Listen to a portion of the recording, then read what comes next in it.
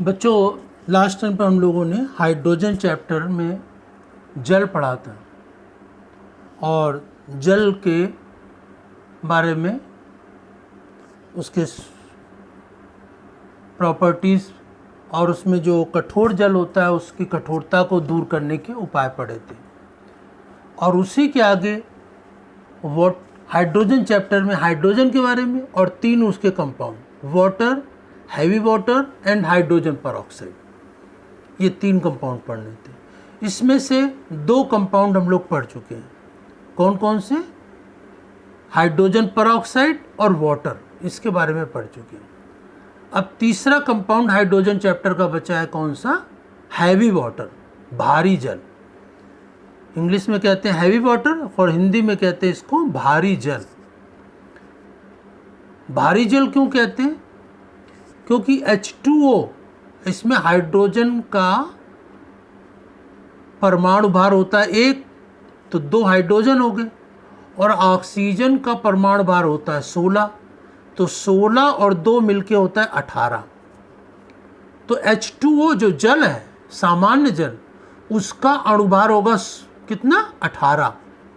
और जबकि D2O जो है भारी जल है, तो इसको भारी जल क्यों कहते हैं? क्योंकि इसमें D2O जो है, ड्यूटेरियम जो हाइड्रोजन का परऑक्साइड है, इसका अणुभार, इसका परमाणु भार कितना होता है? 2। परमाणु भार इसका 2 होता है। तो D2O, तो 2 ड्यूटेरियम है, तो 2 कितना हो गया? 4। और ऑक्सीजन का परमाणु भार होता है 16, तो 16 4 हो गए 20। तो सामान्य जल का अणुभार 18 होता है और भारी जल D2O, ड्यूटेरियम ऑक्साइड, इसका अणुभार होता है 20। तो अणुभार ज़्यादा होने से इसको भारी जल या हैवी वाटर कहा जाता है। तो जो भारी जल हैवी वाटर है, इसको हैवी वाटर क्यों कहते हैं? क्योंकि इसका अणुभार अधिक होता है। इसका सूत्र D2O होता है और इसको क्या कहते हैं? Deuterium oxide. डी से मतलब ड्यूटेरियम। ड्यूटेरियम क्या है? हाइड्रोजन का समस्थानिक या आइसोटोप होता है, जिसके बारे में हम पहले पढ़ चुके हैं। और ड्यूटेरियम की ये भारी जल की खोज किसने की थी? हैरोल्ड सी यूरे ने। कब की थी? 1932 में ड्यूटेरियम ऑक्साइड की खोज की गई थी। ये जो हैवी वाटर होता है, हैवी वाटर जो सामान्य जल होता है, 1/6000 पार्ट ऑफ ऑर्डिनरी वाटर, जो सामान्य जल होता है, उस सामान्य जल से 1/6000वां भाग ये भारी जल होता है। सामान्य जल से ही भारी जल प्राप्त किया जाता है, इलेक्ट्रोलिसिस या विद्युत अपघटन के द्वारा, और फ्रैक्शनल डिस्टिलेशन या प्रभाजी आसवन के द्वारा। तो सामान्य जल से ही भारी जल या हैवी वाटर विद्युत अपघटन और प्रभाजी आसवन, फ्रैक्शनल डिस्टिलेशन और इलेक्ट्रोलिसिस के द्वारा प्राप्त करते हैं।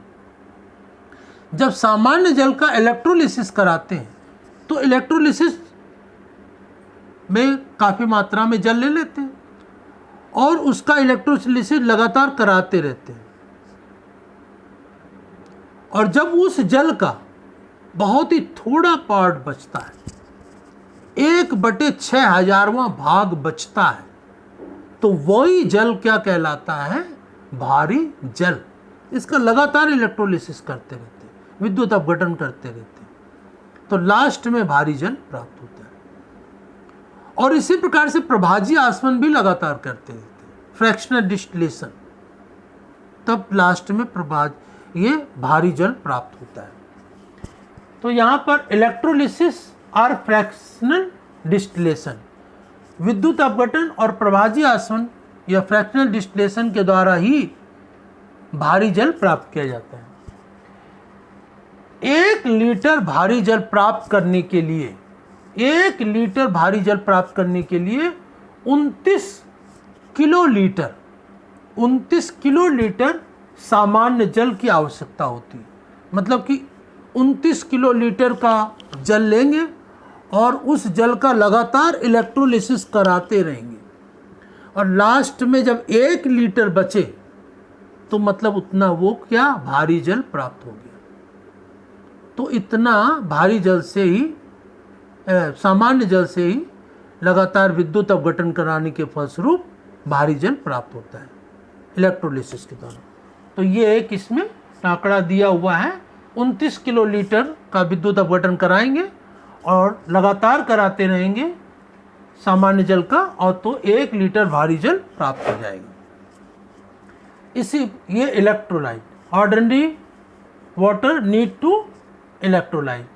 भारी जल को फ्रैक्शनल डिस्टिलेशन या प्रभाजी आसवन या भंजक आसवन के द्वारा भी ये प्राप्त किया जाता है। तो ये अब इसका जो प्रभाजी आसवन कराते हैं, फ्रैक्शनल डिस्टिलेशन कराते हैं, वो कब कैसे कराते हैं? नॉर्मल एटमॉस्फेरिक प्रेशर, सामान्य वायुमंडलीय दाब, जितना वायुमंडलीय दाब होता है उसी दाब पर कराएंगे और दाब में कोई परिवर्तन नहीं करेंगे। और प्रभाजी आसवन इसका इसलिए करा लेते हैं कि जो सामान्य जल होता है उसका जो बॉइलिंग पॉइंट होता है वो 373 केल्विन होता है, 373 केल्विन, और जो भारी जल होता है D2O, इसका जो बॉइलिंग पॉइंट होता है 374.42 केल्विन होता है। मतलब इनके क्वथनांकों में अंतर होता है। और प्रभाजी आसवन या फ्रैक्शनल डिस्टिलेशन किस आधार पर किया जाता है? जिन पदार्थों के क्वथनांक या बॉइलिंग पॉइंट डिफरेंट होते हैं तो उन्हीं का हम प्रभाजी आसवन द्वारा पृथक कर लेते हैं, इनके क्वथनांक के आधार पर।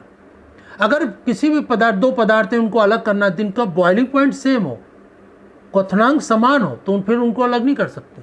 तो फ्रैक्शनल डिस्टिलेशन या प्रभाजी आसवन द्वारा किसी पदार्थ को अलग करने का मुख्य आधार क्या है कि उनका जो बॉइलिंग पॉइंट है, उनका जो क्वथनांक है वो अलग अलग होना चाहिए, तभी वो अलग होंगे।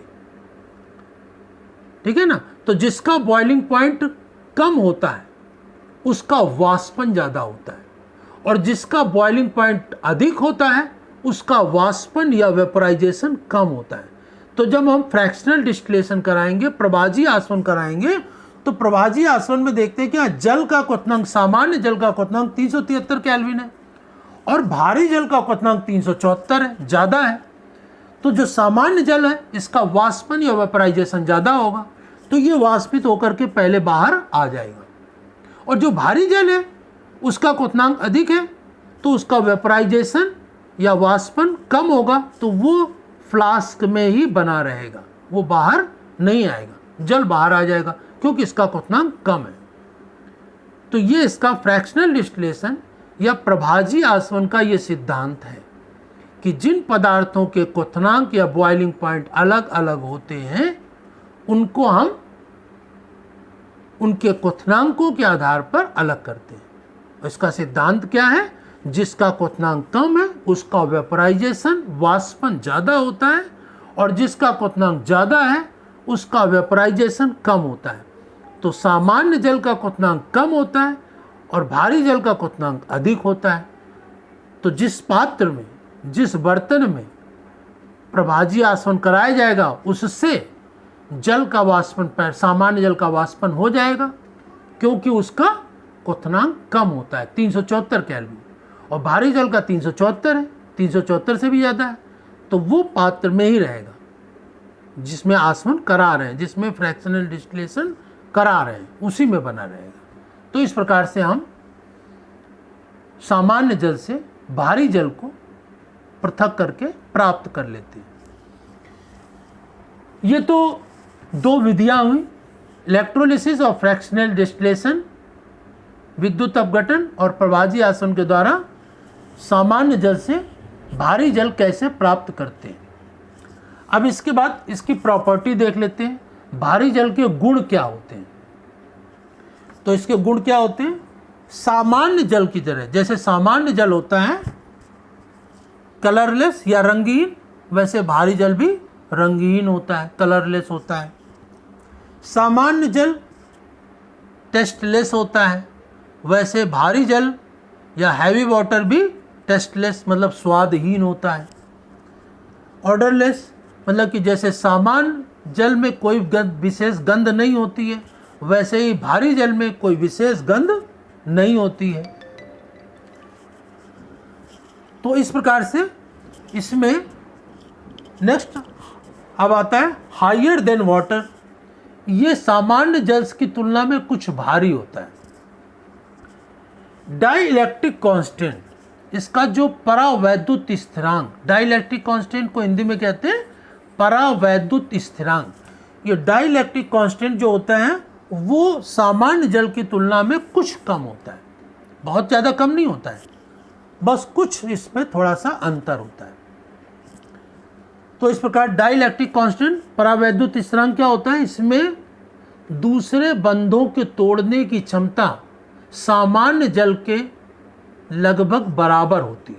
डाइलेक्ट्रिक कांस्टेंट परावैद्युत स्थिरांक के द्वारा क्या होता है, ये इसमें बंधों को तोड़ने मतलब उस पदार्थों को अपने आप में डिसॉल्व करने या घोलने की जो क्षमता होती है वो बढ़ जाती है डाइलेक्ट्रिक कांस्टेंट जिसका जितना ज़्यादा होता है। तो जल का डाइलेक्ट्रिक कांस्टेंट या परावैद्युत स्थिरांक अधिक होता है, इसलिए इनमें पदार्थों को घोलने की क्षमता भी बहुत ज़्यादा होती है। तो भारी जल में भी सामान्य जल के लगभग बराबर होती है। इसके बाद नेक्स्ट देखते हैं इसमें मॉलिक्यूलर मास या इसका अणुभार कितना होता है। जैसे मैं भी बताया था 20.0276 होती है, लगभग 20 होती है, और सामान्य जल की 18 होती है, और इसका भार ज़्यादा होता है इसीलिए भारी जल कहा जाता है। मैक्सिमम डेंसिटी एट 298 केल्विन, इसका जो अधिकतम घनत्व होता है 298 केल्विन टेम्परेचर पर 1.1059 होता है। इसकी विस्कोसिटी माने इसका गाढ़ापन जो होता है कंप्रेशन में जल के कितना होता है 1.107 होता है। इसका मेल्टिंग पॉइंट होता है 276.8 केल्विन होता है, और इसका बॉइलिंग पॉइंट 374.4 केल्विन या 374.4 केल्विन होता है।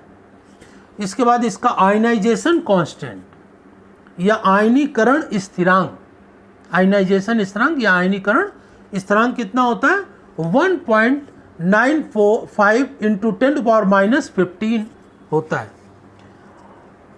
डाइलेक्ट्रिक कांस्टेंट या परावैद्युत स्थिरांक इसका कितना होता है 78.06 इसका होता है, और जल का भी लगभग इतना बराबर होता है, लेकिन जल का कुछ ज़्यादा होता है। तो इस प्रकार से ये इसमें जो भारी जल होता है इसके गुण लगभग सामान्य जल के जैसे होते हैं, कुछ में अंतर होता है, और जो केमिकल इसकी प्रॉपर्टी पढ़ते हैं, इसके रासायनिक गुण पढ़ते हैं, उन रासायनिक गुण की जो अभिक्रियाएं होती वो भी ठीक वैसे ही होती जो सामान्य जल की होती।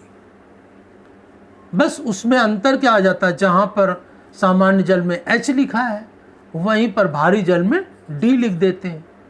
बाकी सारा जो कंपोजिशन होता है, जो कंपाउंड रिएक्ट करते हैं, जो बनते हैं, वो लगभग एक जैसे रहते हैं। तो इस प्रकार से भारी जल या हैवी वाटर का फार्मूला D2O होता है। इसकी खोज हैरोल्ड सी यूरे ने 1932 में की, और D2 भारी जल को ड्यूटीरियम ऑक्साइड कहते हैं, और ये सामान्य जल का 1/6000वां भाग होता है, प्राप्त होता है। इसे इलेक्ट्रोलिसिस और फ्रैक्शनल डिस्टिलेशन, विद्युत अपघटन और प्रभाजी आसवन के द्वारा प्राप्त करते हैं, और 29 किलोलीटर सामान्य जल से ही 1 लीटर भारी जल प्राप्त होता है विद्युत अपघटन या इलेक्ट्रोलिसिस के द्वारा। और फ्रैक्शनल डिस्टिलेशन के द्वारा भी भारी जल प्राप्त करते हैं, और फ्रैक्शनल डिस्टिलेशन या प्रभाजी आसवन सामान्य वायुमंडलीय दाब पर कराते हैं। और इसमें यह देखा जाता है कि जिसका जो जल का क्वथनांक होता है बॉइलिंग पॉइंट 373 केल्विन, और भारी जल का 374 केल्विन होता है, ज़्यादा होता है। तो जिसका क्वथनांक कम होता है उसका वाष्पन अधिक होता है, जिसका क्वथनांक अधिक होता है उसका वाष्पन कम होता है। तो जो कम क्वथनांक वाले होते हैं वो पहले वाष्पित होकर बाहर निकल जाते हैं, तो इसमें जल पहले निकल जाएगा, भारी जल उसी में बना रहेगा। तो इस प्रकार से प्रभाजी आसवन द्वारा भारी जल को जल से पृथक करके प्राप्त कर लेते हैं। और भारी जल का प्रॉपर्टीज़ क्या होती है? यह रंगीन होता है, स्वादहीन होता है, गंधहीन होता है, और इसका जो भारी जल सामान्य जल की तुलना में ये कुछ भारी होता है। इसका डाइलेक्ट्रिक कांस्टेंट सामान्य जल के तुलना में कुछ कम होता है, और इसका अणु भार मॉलिक्यूलर मास 20.0276 होता है, और इसकी अधिकतम घनत्व 298 या 298 केल्विन पर 1.1059 होता है। इसका विस्कोसिटी जो होती है वो 1.107 होती है।